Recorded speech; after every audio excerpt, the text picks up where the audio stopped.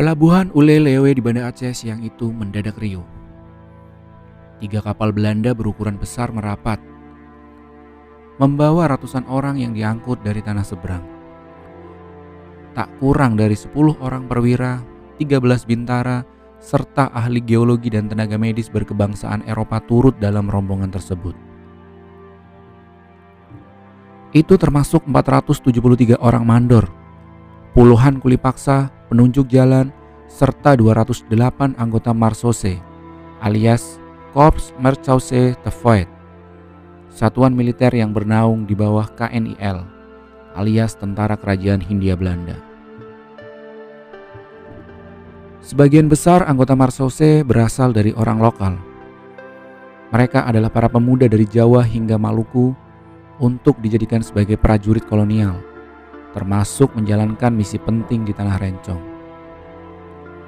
Kala itu, 8 Februari 1904, Belanda memulai operasi militer untuk mengakhiri Perang Aceh yang telah berlangsung selama 3 dekade sekaligus menangkap Cut Nyak yang masih melakukan perlawanan dengan cara bergerilya.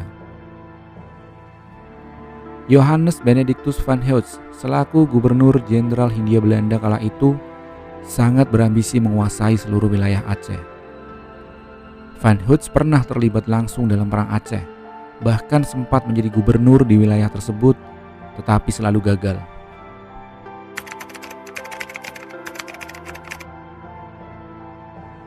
Dari Banda Aceh, rombongan pimpinan Letnan Kolonel Godfried Conrad Ernst van Dalen bertolak ke Lok Sumawe, tujuan akhir pelayaran.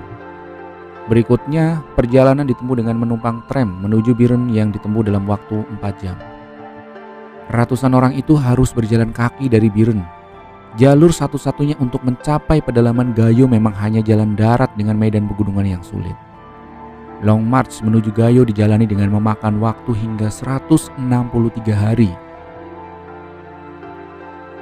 Ekspedisi ke Tanah Gayo dan alas itu bermula dari laporan hasil riset Snoek Hurgronje bertajuk Het Gajolan en Zits Bewoners atau Tanah Gayo dan penduduknya kepada Van Heutz. Sang Gubernur Jenderal pun merespon dengan menunjuk Van Dalen sebagai pemimpin operasi militer ke Aceh. Dipilihnya Van Dalen bukan tanpa alasan. Keluarga Van Dalen sudah sangat berpengalaman di Aceh. Ayah Godfried, Van Dalen SR, pernah menjabat kapten dalam Perang Aceh periode kedua, tapi gagal menyelesaikan misinya. Van Dalen muda pun menerima penunjukan tugas militernya sekaligus menuntaskan tugas bapaknya. Belakangan, Hurgronje muak atas aksi Van Dalen yang dinilai melampaui batas dalam ekspedisi ke Aceh pada 1904 itu. Namun, tidak demikian Van Heutz yang bahkan menyebut Van Dalen sebagai sosok yang terkadang kasar dan keras, sangat ketat dan semena-mena dalam aksinya, tapi juga dapat melindungi dan memaafkan. Setelah melalui berbagai rintangan, dari kondisi medan yang sulit, kian menipisnya cadangan logistik hingga serangan-serangan mendadak yang dilancarkan oleh kaum gerilyawan Aceh, rombongan Van Dalen akhirnya sampai di Tanah Gayo. Misi penaklukan total pun dimulai.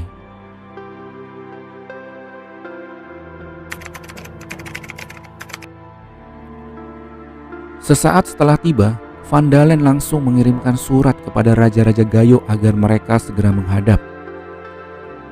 Van Dalen menghendaki para pemimpin rakyat itu menandatangani perjanjian takluk seperti yang telah dilakukan oleh banyak pemimpin rakyat di wilayah Aceh lain. Respons para pemimpin Gayo ternyata di luar dugaan. Tidak ada satupun dari mereka yang memenuhi undangan itu. Van Dalen yang murka kemudian menggerakkan pasukan untuk menyisir satu demi satu perkampungan di wilayah tersebut. Raja-raja dan pemuka masyarakat dipaksa datang. Jika tetap enggan, moncong senjata yang akan berbicara. Rakyat Gayo bersikukuh menolak takluk dan memilih melawan. Orang-orang Gayo punya ciri khas dalam berperang atau mempertahankan diri. Semua penghuni desa tanpa kecuali berkumpul di benteng-benteng dari bambu dan semak berduri untuk menahan gempuran musuh. Sebagian besar dari mereka memakai pakaian serba putih untuk menandakan bahwa inilah perang suci melawan kaum kafir alias kafir. Meskipun dengan senjata seadanya ditambah munajat kepada Sang Pencipta, rakyat Gayo memilih lebih baik mati di jalan Tuhan ketimbang menjadi tawanan. Van Dalen tidak menerapkan taktik khusus. Ia hanya memerintahkan agar seluruh musuh dibasmi tanpa ampun.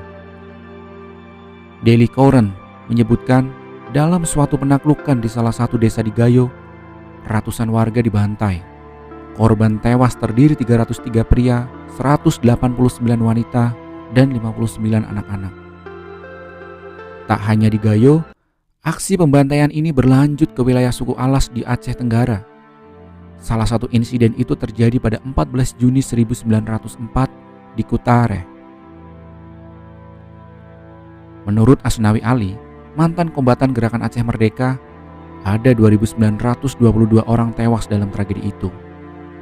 1.773 laki-laki dan 1.149 perempuan, termasuk anak-anak dan orang tua.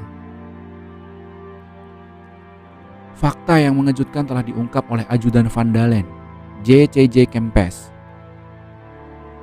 Dalam laporan berjudul The Touch van Overste Van Dalen door de Gajo Alas en Bataklanden 1904, Kempes menyebut ekspedisi militer Belanda di pedalaman Aceh itu setidaknya menelan korban nyawa hingga 4.000 orang.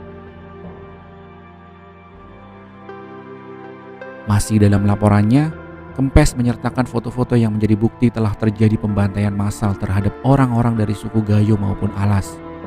Setiap kali usai penyerbuan, Van Dalen memerintahkan ajudannya untuk memotret tumpukan-tumpukan mayat dengan para marsose yang berpose di sekitarnya. Ekspedisi militer Belanda ke pedalaman Aceh yang berlanjut hingga ke Tanah Karo di Sumatera Utara itu boleh dibilang menjadi babak akhir Perang Aceh. Dalam rangkaian aksi tersebut, Cut Nyak-Dien akhirnya tertangkap dan kemudian diasingkan ke Sumedang, Jawa Barat hingga wafat. Meskipun Cut Nyak-Dien sebagai pimpinan terakhir telah ditangkap, tetapi para pejuang dan rakyat Aceh terus melakukan perlawanan terhadap Belanda, kendati dalam skala lebih kecil. Hal itu berlangsung bahkan hingga Belanda menyerah kepada Jepang pada 1942.